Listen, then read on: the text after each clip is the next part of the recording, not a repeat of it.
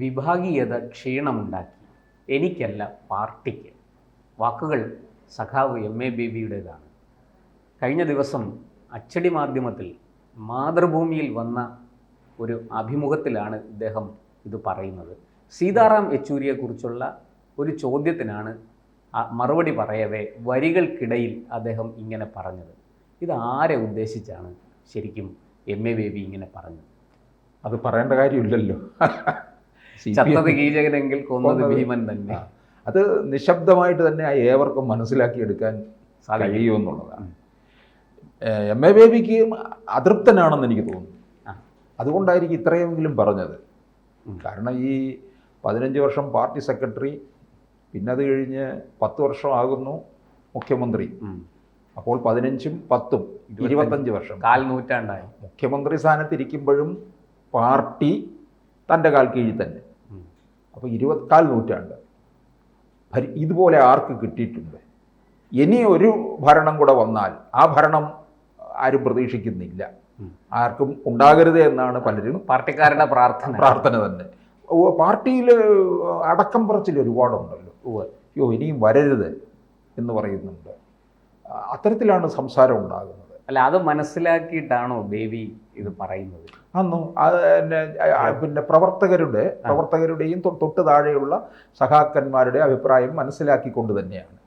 പക്ഷേ ബേബിയെ സംബന്ധിച്ചിടത്തോളം ബേബിയും ഇക്കാര്യത്തിൽ ഒരു ബേബിയായിട്ട് നിൽക്കുകയാണ്. പിണറായിയുടെ താഴെ തിരുവായിക്ക് എതിർവായില്ല എന്ന് പറയുന്നത് പോലെ ഒന്നും പറയാൻ നിവർത്തിയില്ല. വിനീത ദാസനായിട്ട് നിൽക്കുന്ന രംഗമാണ് കാണുന്നത്. ചില കാര്യങ്ങൾ അദ്ദേഹം അതിനകത്ത് ചില ചോദ്യങ്ങളിൽ നിന്ന് അതത്ര തുറന്നു പറയാൻ പറ്റത്തില്ല എന്നുള്ള രീതിയിലേക്ക് പോയല്ലോ. അത് CPM-ന്റെ ഒരു കേഡർ സ്വഭാവം വെച്ചുകൊണ്ടായിരിക്കാം.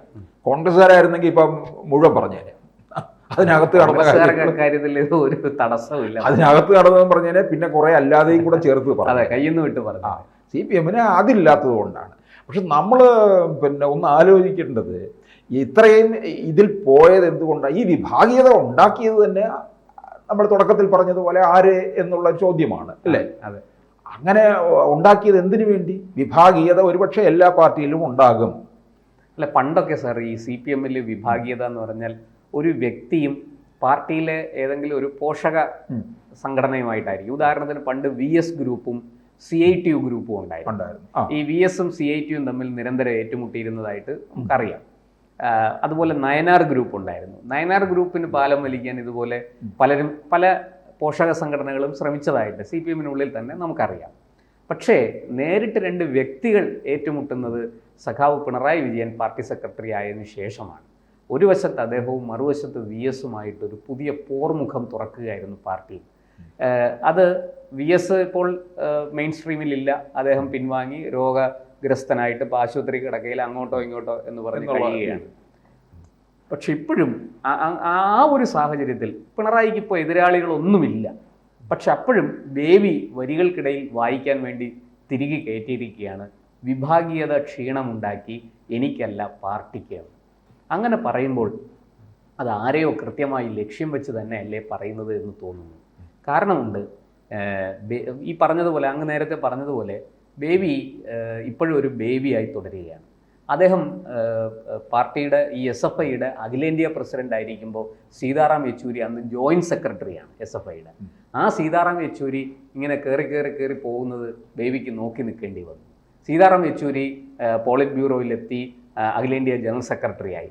അപ്പോഴും ബേബി ഇങ്ങ് താഴെ തന്നെയായിരുന്നു. പിന്നെയാണ് ബേബിക്ക് വെല്ലച്ചാതീനും ഈ സീതാറാം യെച്ചൂരി അവിടെ വന്നതിന് ശേഷമാണ് പോളിറ്റ് ബ്യൂറോയിലേക്ക് പോലും അദ്ദേഹത്തിന് ഒരു പ്രവേശനം കിട്ടുന്നത്.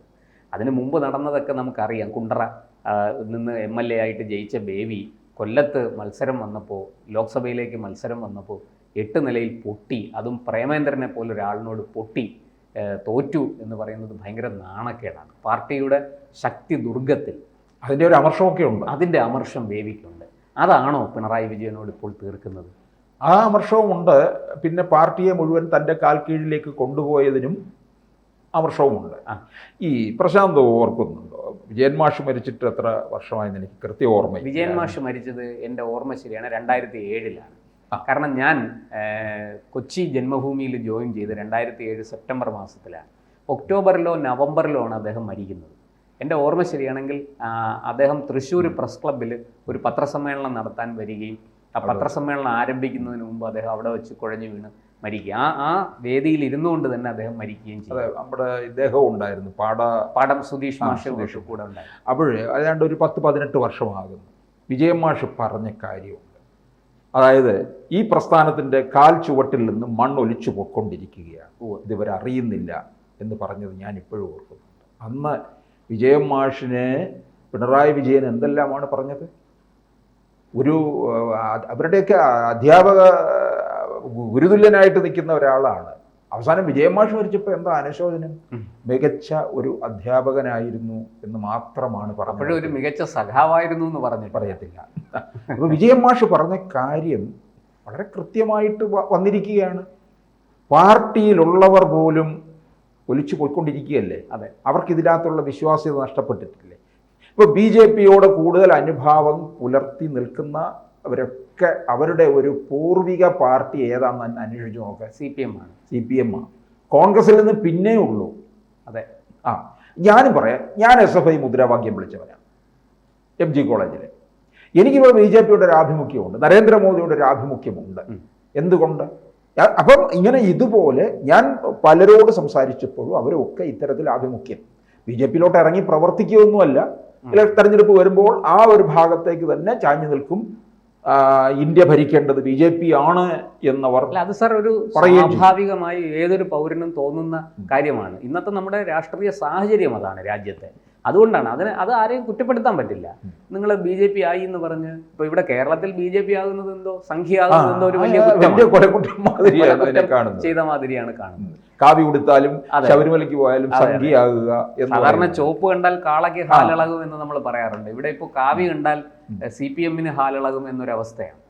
അല്ല, പക്ഷേ നമുക്ക് വിഭാഗീയതയിലേക്ക് തിരിച്ചു വന്നാൽ ഈ ബേബി ഇങ്ങനെ ഇത് കഴിഞ്ഞ അടുത്തൊരു ചോദ്യത്തിന് അദ്ദേഹം മറുപടി പറയുന്നത് പിണറായി വിജയൻ പാർട്ടിയുടെ നയങ്ങൾ തന്നെയാണ് നടപ്പാക്കുന്നത്, പാർട്ടി പറയുന്നത് തന്നെയാണ് അദ്ദേഹം പറയുന്നത്, അദ്ദേഹം പറയുന്നത് തന്നെയാണ് പാർട്ടി പറയുന്നത്.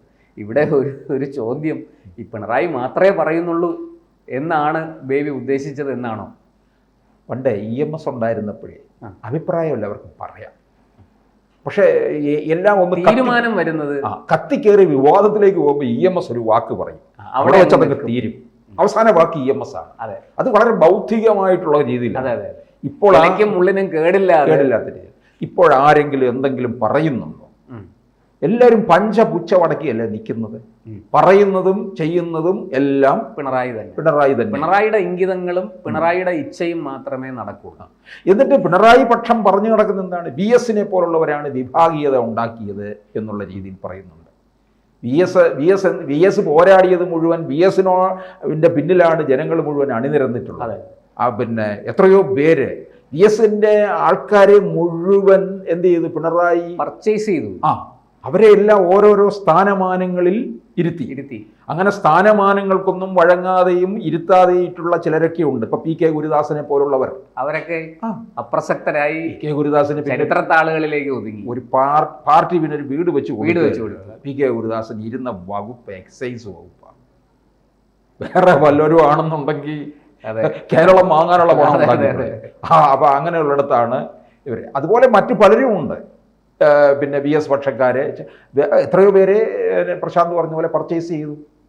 അപ്പോൾ അത് വളരെ ഗ്രാജുവലായിട്ടിങ്ങനെ ഈ പയ്യത്തിന്നാൽ പനയും തിന്നാന്ന് പറയത്തില്ലേ, അതാണ് യഥാർത്ഥത്തിൽ പിണറായി അവലംബിച്ചത്. അത് ആ സംസ്ഥാന സെക്രട്ടറി തൊട്ട് താഴെ അറ്റത്ത് ബ്രാഞ്ച് വരെ അത് ഭംഗിയായിട്ട് നടപ്പാക്കി. പതിയിരുന്ന് അറ്റാക്ക് ചെയ്ത് പിന്നെ എതിർക്കേണ്ടവരെ വെട്ടി ഒതുക്കേണ്ടവരെ വെട്ടി ഒതുക്കി, തന്നോട് ചേർക്കേണ്ടവരെ തന്നോട് ചേർത്ത് വളരെ കൃത്യമായിട്ട് താനും പാർട്ടിയും തമ്മിൽ ഭേദമില്ല എന്നൊരു സാഹചര്യത്തിലേക്ക് പിണറായി എത്തിച്ചു. തന്ത്രശാലിയായതിൻ്റെ തെളിവാണ്. അത് മറികടക്കാൻ ഇപ്പോൾ MA ബേബിക്കോ പാർട്ടി കേന്ദ്ര നേതൃത്വത്തിനോ ഒന്നും സാധിക്കുന്നില്ല. പോളിറ്റ് ബ്യൂറോയ്ക്ക് പോലും പിണറായി വിജയന് മേൽ ഒരു നിയന്ത്രണം കൊണ്ടുവരാൻ സാധിക്കാത്ത അവസ്ഥയാണ്. അതാണ് ബേബിയുടെ വാക്കുകളിലൂടെ പുറത്തു വന്നത് എന്നാണ് നമ്മൾ അനുമാനിക്കുന്നത്. ഇത് ഈ കമ്മ്യൂണിസ്റ്റ് പാർട്ടിയിൽ CPMൽ വിഭാഗീയത അവസാനിച്ചു എന്ന് ഇടയ്ക്കിടയ്ക്ക് ഇവർ പറയുന്നുണ്ട്. അത് VSന്റെ പിൻവാങ്ങൽ കൊണ്ട് വിഭാഗീയത അവസാനിച്ചു എന്ന് കരുതാൻ നമുക്ക് സാധിക്കില്ല. മറിച്ച് ആ വി എസിൻ്റെ സ്ഥാനത്തേക്ക് മറ്റു പലരും കടന്നു വരുന്നുണ്ട്. പക്ഷെ അവർക്കൊന്നും വി എസിനെ പോലെ പോരാടാനുള്ളൊരു കരുത്തില്ല. ആ കരുത്തില്ലായ്മ എം.എ. ബേബിയിലും പ്രകടമാണ്. അതുകൊണ്ട് തന്നെയാണ് പിണറായി വിജയൻ്റെ മുമ്പിൽ പഞ്ചപുച്ഛമടക്കി എം.എ. ബേബി അടക്കമുള്ള നേതാക്കൾക്ക്, കേന്ദ്ര നേതാക്കൾക്ക് പോലും നിൽക്കേണ്ടി വരുന്നത് എന്നാണ് ഈ എന്താ പറയേണ്ട ബേബിയുടെ വാക്കുകളിൽ നിന്നുള്ളൊരു വ്യംഗ്യാർത്ഥം അതാണ് സൂചിപ്പിക്കുന്നത്. കൂടുതൽ വാർത്തകളും വിശേഷങ്ങളും നിങ്ങളിലേക്ക് എത്താൻ ABC മലയാളം സബ്സ്ക്രൈബ് ചെയ്യുക, ബെൽ ബട്ടണും അമർത്തുക.